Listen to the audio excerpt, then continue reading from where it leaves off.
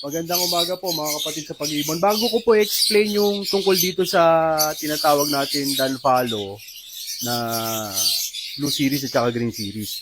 Ha? Yun. Tapos, ito yung tinatawag nating Green Fisher at saka Violet Fisher. Yan.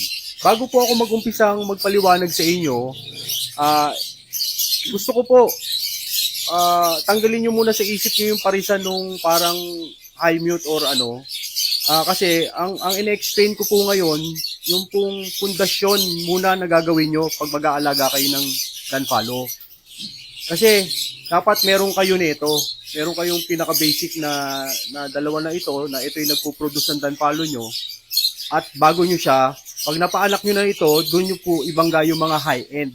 Para po, ayun, nakasisigurado na kayo na yung mga anak, talaga namang, kumbaga, nakabalik na siya dun sa pinakapuno So, matindi na yung genes na dala niya kahit papano. Kapag isinabak mo na siya dun sa mga high-end na malalabnaw na yung mga medyo malaki yung dala niya. Ayun, sana naintindihan nyo ko, mga kapatid sa Pag-ibon. Kaya tanggalin nyo muna dito yung tinatawag na parisan na may yung high mood, kasi yung parisan na kitaan sa madaling salita, tanggalin nyo muna yon. Ang pinag-uusapan po natin ngayon, yung tinatawag na pampatibay ng Danfalo hanggang dun sa para maibangga nyo dun sa mga tinatawag yung project bird. Okay? O sige, mag-uumpisa na tayo kung paano natin gagawin sa pamamagitan nitong sa tingin ko okay na tong ibon na to. Sige. Ito po yung Danfalo na green, na opaline at saka yung blue na Danfalo. Yan, kunyari yan po yung Danfalo. Tapos, okay. Explain ko na po sa inyo. Sige po.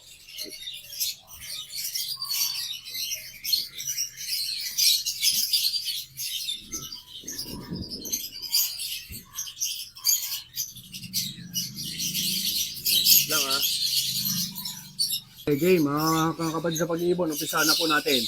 So ito na po, yung pundasyon ng inyong Danfalo. Kunyari, sa mga nag-uumpisa po sa magdadanfalo, no? Or kung may mga Danfalo na rin para lumakas din yung pundasyon nyo, siguro, maganda gawin nyo po ito.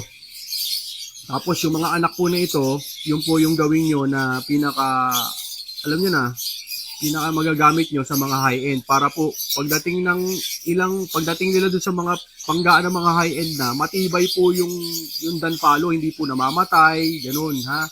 Tapos hindi po maliit, hindi po yun. Okay, nag-umpisa po tayo. Kunyari, Project Danfalo, okay, maghanap ako ng Danfalo, bibili ako ng Danfalo. Kailangan bibili tayo, di ba? Yun ang una natin gagawin kasi kung wala tayong pambili, hindi naman tayo makapag-Danfalo. Alam naman natin kahit paano may presyo pa rin ng Danfalo.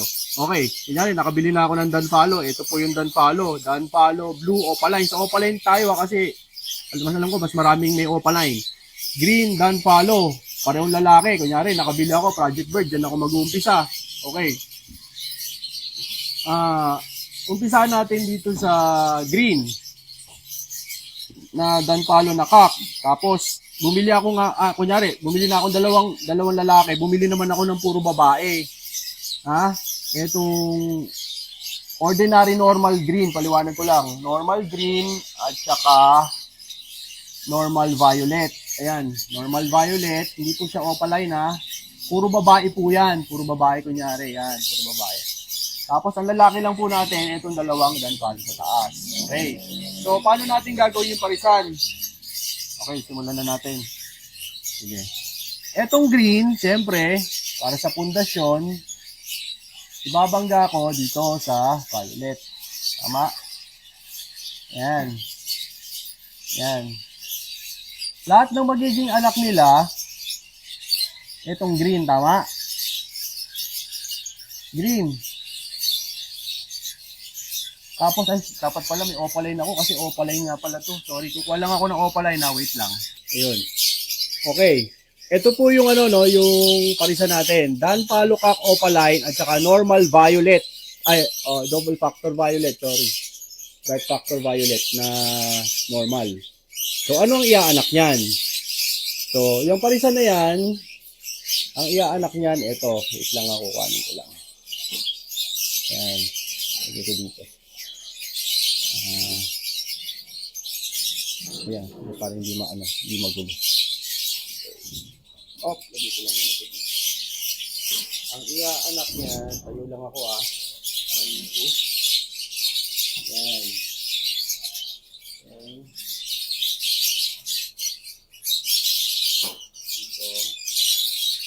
Dito muna dito. Yan. Yan. Okay.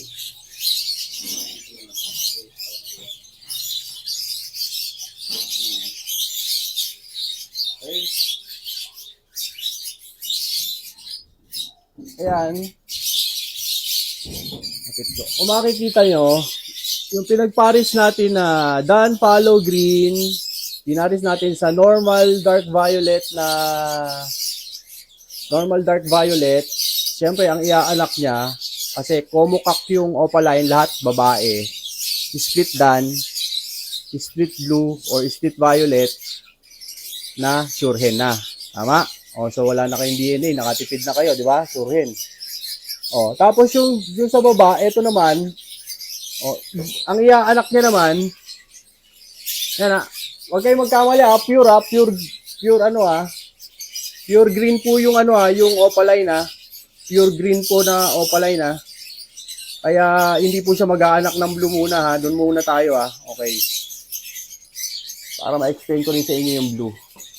Okay, so ito na yung inanak niya, lalaki, split opaline, split blue, split Dan Palo. So ayan na. So nakabuo na tayo ng unang anak.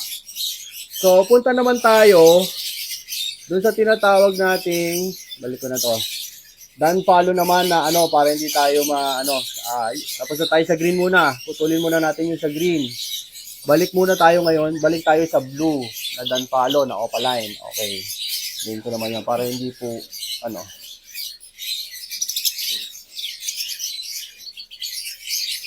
yan. Kunin ko muna tong Dan Palo ulit na yan. Ay, sample lang yung Dan Palo ko kasi mga Dan Palo nakasalang sample lang yan, pero mukhang Dan Palo naman yan kasi mga puti rin ng paa niyan. Okay. Lagay ko muna dito para hindi tayo magulo. Okay. Same lang din po yun dito. Diba? Kunyari may Dan Palo kayo na na Blue Series na opaline, di ba? Paano naman gumawa ng pundasyon na malakas na linyada pagdating sa Dan Palo para pag binangga ko ito sa mga aking mga project bird o yung mga bagong ibon ngayon, malakas naman yung mga Dan Palong ilalabas.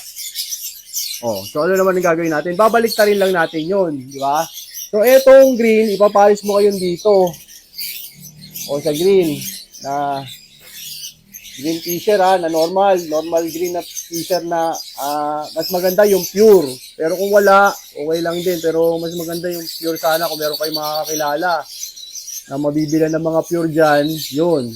Meron tayong makakilala dyan. May sasuggest ko, yung kaibigan natin si Niccolo at saka yung kaibigan natin si Ton Arellano. Alam ko may mga green pa yun na talagang alam ko magaganda yung mga linyada na hindi nabahira ng hindi naparisan nung dumating dito ng mga dugong lutin. So, continuous tayo sa pag-aaral natin. Ito. So, yung parisan na to, so alam na naman natin iaanak. So, lahat ng iaanak niya na green na normal, split opaline, split blue, split Dan. Tama? Tapos yung green naman na opaline, ganun din. Opaline sure hen. Tapos, opaline sure hen, sure split, sa blue, sure split Dan. So, wala nang DNA. So, nakatipid na kayo yung unang sabakan.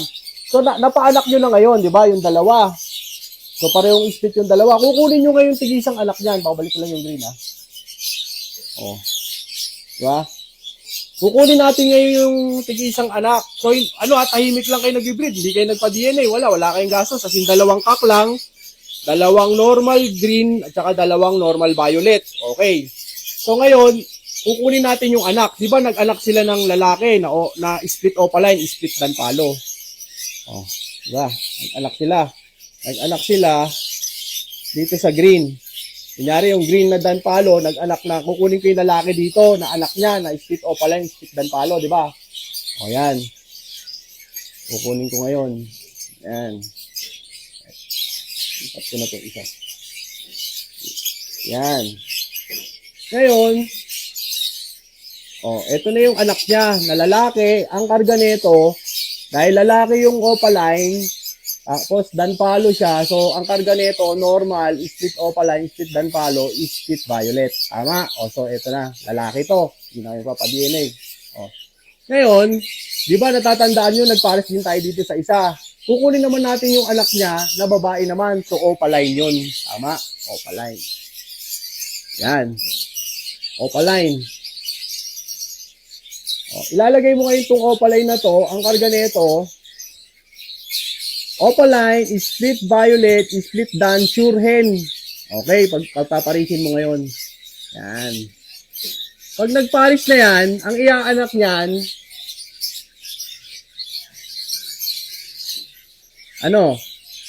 di ba, pag pinagparis mo itong dalawan to, dahil split opaline, split dan, split violet, at saka opaline hen, split dan, split violet, ang iaanak niyan, di ba lalaki at babae na green, danpalo. Tama? Possible split blue. Okay. Ano naman ang iaanak na, mag-aanak din siya ng blue na danpalo? Tama, ganito. Blue danpalo o violet na danpalo. Na na opaline din, cock and hen. Di ba? So ano pa? Mag-aanak din siya ng, siyempre, normal. Yan, yung normal na yan, nakikita niyo sa baba. Mag-aanak din siya ng normal na danpalo na green, possible split sa violet kasi parehong green, di ba? Tapos mag-aanak din siya ng normal dan na cock split opaline. Tapos maglalabas din siya ng normal hen, maglalabas din siya ng opaline danpalo hen. Yun, basta alam nyo na yun. So, yun na yung baseline. So, nakagawa na kayo ng mga danpalo. So, pag nakagawa na kayo ng danpalo, so, nakagawa na tayo ng danpalo. Kunyari, nakagawa na kayo ng danpalo sa parisan na to, di ba? Kasi mag-aanak naman. Kunin nyo yung danpalo ulit. Tama? Yan. Yung danpalong anak, kunyari, eto na yung anak. Nag-anak na ng dalawa ulit sa inyo. Yung parisan na yun, parehong visual. Parehong opaline. Kung pinalad kayo, parehong opaline. Tandaan nyo, isa dito, mas maganda i-project nyo na kagad itong green. Pwede nyo na ibangga doon sa project nyo. Pero yung blue ulit, ibangga nyo ulit doon sa green na pure. Palabas pa kayo ulit. Tandaan nyo, lagi kayo magpapalabas para lumakas yung linyada nyo lagi. Sana, kung nakakabuo na kayo ng 10 danpalo, yung huling, yung pang 10 doon, gamitin nyo ulit ang pang-project sa green. Para hindi po nawawala yung lakas ng dugo nung green doon sa danpalo. Alam naman po natin, pag ang green ay binabangga natin lagi sa green, lumalakas yung ibon kasi siya yung unang ibon. Naiintindihan niyo po? Yun. Ayan salamat. At hanggang dyan muna. Tapos, syempre, nalaman na natin kung ano yung magiging pundasyon. Ganun lang naman yun. Pagka natutuloy-tuloy nyo na yung danpalo, syempre marami na kayong magagamit na danpalo kasi marami na kayong pundasyon, di ba? So, that's the way na ready na kayo na ibangga na yun sa mga, kunyari, yellow face, aqua. Tignan nyo, yung mga magiging anak nun, maraming dan at saka baka yung mga babae mag-fertile na. Kasi kung parati natin gagawin, na kunyari, may 5 tayong danpalo, yung isang lalaki doon, ibabangga natin ulit sa wild form na green, babalik natin na ibabalik. Sa tingin ko, hindi malayong pati yung green na danpalo natin mag-fertile na. At saka, alam nyo, kakabalik sa green, nakikita natin yung tamang kulay. Pagka binalik nyo sa green yung ibon, pag nagpaana kayo, makikita nyo yung totoong kulay. Kasi ngayon, pag nasanay kayo yung sa galawang pera sa ibon, ang mangyayari sa inyo ganito, bibili kayo ng danpalo, pinaka high mutation, tapos ibabangga nyo sa high mutation, wala, ang hirap nun. Hindi, mas maganda mismo yung project bird nyo, magmula dun sa umpisa, alam nyo, para matuto rin kayo. Kasi makikita nyo doon yung kulay. Dahan-dahan pong lumalabas yun. Kayo mismo makakaano, katulad yung ginagawa ko, na ilang taon na ako. Ganun po. Pagmasdan nyo yung breeding nyo, bilang isang breeder, dapat responsable kayong malaman. Para at least mismo yung breeder nyo mismo. Tignan nyo. Tapos tignan nyo kung ganito yung magiging kalakaran o gagawin natin sa ibon. Yung hindi tayo titingin doon. Kasi ang hirap kasi sa atin, dito sa atin, lahat na lang kasi, it depends dumani. Yung banggaan ganun Oo meron ako, nandito yung pinsan ko, nakaupo, nanonood lang sa akin. Oo kaya hindi maunawaan Kaya nagsasabi tayo, nagtuturo tayo, hindi pa rin nila maunawaan kasi nga yung banggaan na natutunan nila at yung banggaan na naituturo sa kanila, lagi dun sa sa pera So, kaya ang tanong dito, nawala yung pera, bakit? Kasi wala yung produkto natin hindi maganda O katulad yan. O yung pundasyon pa lang dito, alam ko birang-birang gumagawa nito. Kaya wala nakakapagparami ng danpalo sa atin Kasi hindi sinusunod to Di ba? So, ako, ngayon, umpisa pala nagpaparami kasi ilan lang din naman ako. Kaya lang lahat, kung makikita nyo, pag punta kayo dito, lahat ng danpalo ko nakapare sa green. Kasi gumagawa pa rin din ako ng pundasyon ko sa ngayon. So, sa mga nag-iibon po, sana po may natutunan tayo sa aking dito sa pagpapaano ko ng danpalo, pagpapaliwanag ko sa inyo ng danpalo. Ngayon, kung meron po akong pagkakamali o syempre, hindi ko naman po ito sinulat. Nagsasalita lang ako kung ano yung experience mo. Kung may pagkukulang man din ako, ipagpaumanhin nyo na at alam nyo naman na gusto ko lang maging isang kasangkapan na isang maliit na, alam nyo na, sa ginagawa ko makatulong sa inyo. Ayun, para sa atin, maumpisa na natin to para hindi tayo namumroblema sa breeding natin sa danpalo. So, hanggang dyan po, mga kapatid sa pag-iibon at salamat. God bless.